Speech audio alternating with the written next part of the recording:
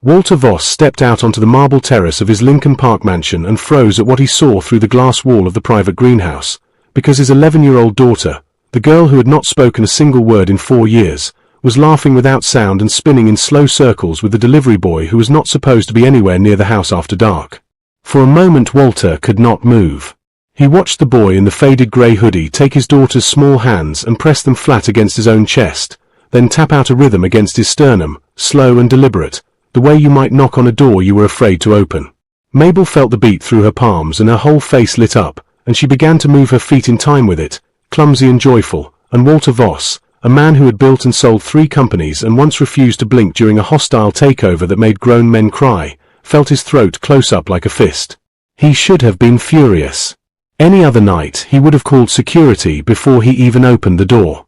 A stranger, a boy from outside the gate, alone with his daughter in the dark, touching her, and Walter's mind went instantly to every terrible headline he had ever read about wealthy families and the people they let too close.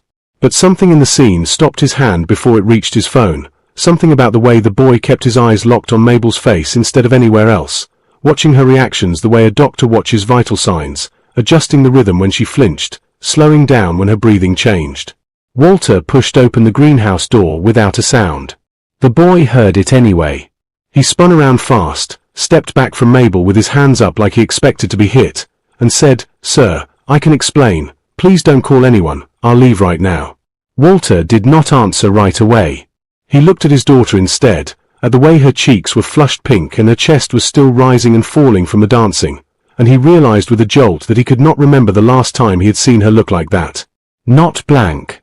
Not far away behind her own eyes the way she had looked every single day since the fire took her voice and took the only mother she would ever know.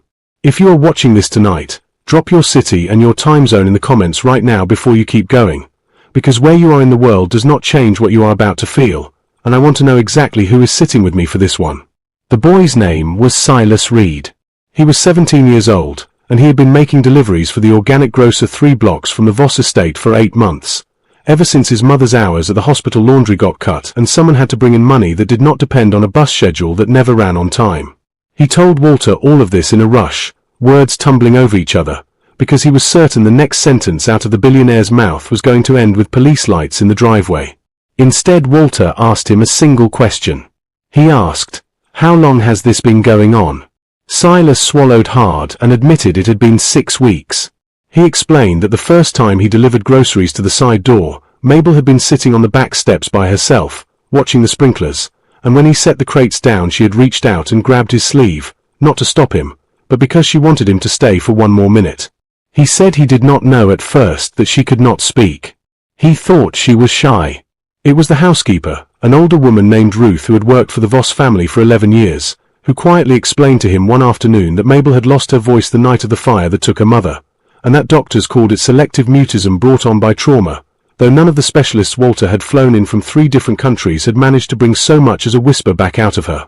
Silas said that back where he grew up, his little cousin was born deaf, and his aunt had taught the whole family to talk with their hands and their bodies before they ever learned actual sign language, because rhythm and touch could say things that words sometimes could not reach.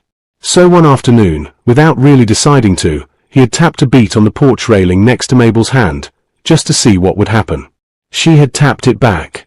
And that had been the beginning of something neither of them had words for, which, Walter thought grimly, was exactly the point. Walter Voss had not cried in front of another human being since he buried his wife 3 years earlier, but standing in that greenhouse listening to a 17-year-old delivery boy describe teaching his daughter to feel music through her skin because nobody else in his empire of doctors and specialists and 7-figure donations to pediatric neurology wings had thought to simply sit on the porch steps with her. He had to turn away and pretend to examine an orchid so the boy would not see his eyes. He did not fire Silas Reed that night. He did something that shocked absolutely everyone who found out about it later, starting with his own household staff, and ending, months afterward, with the entire city of Chicago. He offered the boy a job. Not a delivery job. Walter told Silas to show up the next afternoon at 4 o'clock, in the front door this time, not the side entrance, and to bring nothing with him but himself, because starting tomorrow he would be paid, properly and on the books, to spend 2 hours a day with Mabel doing exactly what Walter had just watched him do. Silas stood there stunned, certain he had misheard, and asked if Mr. Voss meant it, and Walter said the 4 words that Ruth the housekeeper would later repeat to anyone who would listen, because she said she had never in 11 years of service heard her employer sound so much like an actual father instead of a boardroom. He said, "I mean every word." If you have ever watched someone you love disappear behind their own silence and felt completely powerless to reach them, you already know why what happened over the following weeks mattered so much. So stay with me, because this is where it gets complicated in a way nobody in that house saw coming. Silas came every day after school. He brought a small speaker sometimes, and pressed Mabel's hand flat against it so she could feel the bass line of whatever song was playing, teaching her to find the beat and hold it in her body since she could not hold it in her ears the way other children did. Not because she was deaf. The doctors were clear that her hearing was perfectly fine, but because something in her had decided that the world of sound belonged to the night her mother died, and she had shut the door on all of it rather than risk hearing that particular kind of silence again. Walter began coming home earlier. He told his assistant to move his 4 o'clock calls, then his 3 o'clock calls, and within a month he was leaving the office by 2 just so he could watch through the greenhouse glass as his daughter learned, one afternoon at a time, how to trust the world with her body again even if she was not ready to trust it with her voice. It was Ruth who noticed first that something about Silas seemed familiar, though she could not place it for weeks. She would catch herself staring at the shape of his jaw when he laughed, or the particular way he tilted his head when he was thinking, and she told herself it was nothing, that plenty of young men in Chicago had strong jaws and thoughtful expressions, and she went back to her work and said nothing to anyone. Then one evening in late October, Walter asked Silas to stay for dinner, which had never happened before, and as the boy reached across the table for the breadbasket, his sleeve rode up and revealed a small burn scar on the inside of his left forearm, shaped almost like a crescent moon. Walter's fork stopped halfway to his mouth. He had a scar in the exact same place, from the exact same shape, earned when he was 19 years old and reckless and grabbing a pan off a stove too fast in a cramped apartment on the south side that he had shared with a young woman named Denise, a woman he had loved fiercely and briefly before his first company took off and pulled him into a world that had no room left over for a girl from the neighborhood. Walter set down his fork very slowly and asked Silas what his mother's name was. Silas said Denise. Denise Reed. Walter Voss did not sleep that night. He sat in his study until 4 in the morning going through old boxes he had not opened in over 20 years, and in one of them, tucked behind a stack of expired passports, he found a photograph of a woman with Silas's exact same smile, standing outside an apartment building he remembered perfectly, and on the back, in handwriting he recognized instantly, was written a date. A date 9 months before Silas Reed was born. He had never known. Denise had never told him. She had disappeared from his life right as his first company was closing its funding round, right as the version of Walter that existed back then was becoming a man too consumed by ambition to notice that the woman he loved had quietly vanished from every place he used to look for her, and he had told himself for over 2 decades that she must have simply moved on, found someone steadier, someone who was actually present. He never once imagined she might have been carrying his son. The next morning, Walter did not go to the office at all.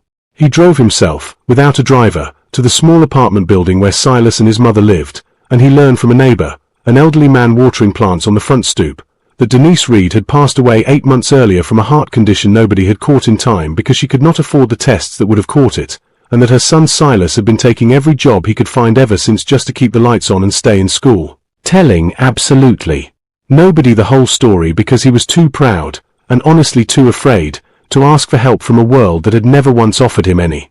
Walter stood on that sidewalk for a long time before he could make himself knock on the door. If this story is making your chest tighten the way mine did while I first heard it, take a slow breath with me right now, because the next part is the part that actually changed everything, and I promise it is worth every second you have already spent here. When Silas opened the door and saw Walter Voss standing on his front step instead of waiting in the car the way the driver usually did, his stomach dropped, certain that Mabel must be hurt, certain that something terrible had happened at the house. Walter asked if he could come in, and Silas, confused, stepped aside. Walter did not sit down. He stood in the small living room, surrounded by second-hand furniture and a single-framed photograph of Denise on the wall, and he told Silas everything. He told him about the apartment on the south side, about the crescent-shaped burn scar, about the photograph in the box, about the date written on the back of it in Denise's handwriting. He told him that he believed, with everything in him, that Silas Reed was his son. Silas sat down hard on the arm of the couch and said nothing for a long time. Then he asked the only question that mattered to him, which was not about money or mansions or any of the things a stranger might assume a poor kid would ask a billionaire who just claimed to be his father. He asked whether his mother had ever tried to tell Walter, whether she had reached out even once and been turned away. Walter told him the truth, because he had decided somewhere on that drive that he owed this boy nothing less than the whole truth for the rest of his life. He said he honestly did not know. He said it was entirely possible Denise had tried and he had simply been too far gone in building his empire to notice, and that possibility, he admitted, was going to haunt him for the rest of his life whether or not it turned out to be true. Silas cried then, and so did Walter, two men who had spent their whole lives being careful not to need anyone, sitting in a cramped apartment in Chicago finally admitting how much they needed exactly this. A DNA test 3 weeks later confirmed everything Walter already knew in his bones. And when the news eventually made its way out, first through whispers among the household staff, then through a single photograph someone leaked of Walter and Silas walking into a courthouse together, the entire city erupted with opinions. Because that is what happens when a self-made billionaire publicly claims a poor delivery boy as his long-lost son and moves him into a Lincoln Park mansion practically overnight. Some people called it a publicity stunt. Reporters camped outside the gates for a week straight, certain there had to be an angle, a business reason, some tax advantage nobody had uncovered yet. A local news anchor asked on air whether Silas Reed was, in her words, simply a very convenient orphan for a man who needed a good headline. Walter never responded to a single one of those stories directly. Instead he let his actions speak, because 2 months later he quietly paid off the mortgage of every family in Silas's old apartment building. Not as a press event, not with cameras, just a letter slipped under each door explaining that the debts were cleared, no strings, no conditions, because he wanted the block that raised his son to know that his gratitude was not a photo opportunity. But the moment that actually shocked everyone, the moment people are still talking about at dinner tables across Chicago, happened at the Voss Foundation's annual Winter Gala, 4 months after that first night in the greenhouse. Walter stood at the podium in front of 300 of the wealthiest people in the city, businessmen and senators and old money families who had known him for decades, and instead of the usual remarks about quarterly philanthropic outcomes, he called Silas up onto the stage.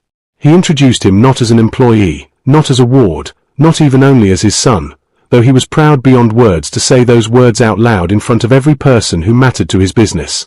He introduced Silas as the person who had taught his daughter to dance again after 4 years of silence, and he asked Mabel, sitting in the front row in a pale blue dress, to come up and show the room what that looked like. The band began to play something slow. Silas reached down and took his little sister's hands, pressed them against his chest the way he had that very first night in the greenhouse, and the two of them began to move together across the stage while 300 people who had built their entire lives around the assumption that money solved everything sat in complete silence, watching a mute 11-year-old girl feel her way back into joy through the chest of a boy who had nothing to offer her but his own patient heart. There was not a dry eye in that ballroom by the time the song ended, and the story made its way across every local station within a week. Then national outlets picked it up, not because a billionaire had found his son, though that alone would have been news enough, but because of what he chose to do with the discovery. He did not hide Silas away with a quiet settlement and a non-disclosure agreement the way so many wealthy men before him had handled inconvenient truths from their past. He stood in front of his entire world and claimed him, scars and second-hand furniture and all, and told everyone listening that the boy he almost had arrested for trespassing had turned out to be the best thing that ever walked through his gate. Mabel spoke her first words 6 weeks after that gala. It was not a big dramatic sentence. It was a single word, whispered so softly Ruth almost missed it entirely while tucking her into bed, and the word was Silas. There are a few things this story leaves behind if you let it sit with you the way it sat with me.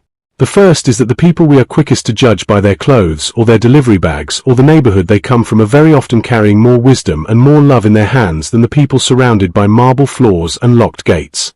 The second is that presence is worth more than any specialist money can fly in from anywhere in the world, because it was patience and time, not credentials, that finally reached a little girl every expert had failed to reach. The third is that the family we build is not always the family written on our birth certificates, but blood, when it does turn up unexpectedly, deserves the courage to be claimed out loud instead of managed quietly behind closed doors.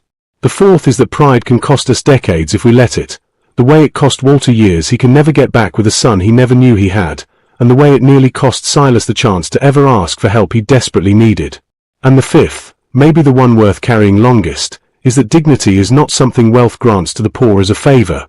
It is something the poor often possess in abundance long before anyone with money ever bothers to notice. Walter Voss still works the same long hours he always did, but every single day at 4 o'clock, his calendar reads the same 2 words it has read for over a year now: family time, and nobody in that building, not his board, not his lawyers, not a single soul who once might have laughed at the idea of a billionaire rearranging his empire around a delivery boy, dares to schedule over it. If this one got you, tell me where you're watching from and what time it is right where you are, because stories like this one deserve to travel across every single time zone tonight, and I will be right here reading every single comment. Don't forget to like and share this video, subscribe for more amazing stories like this.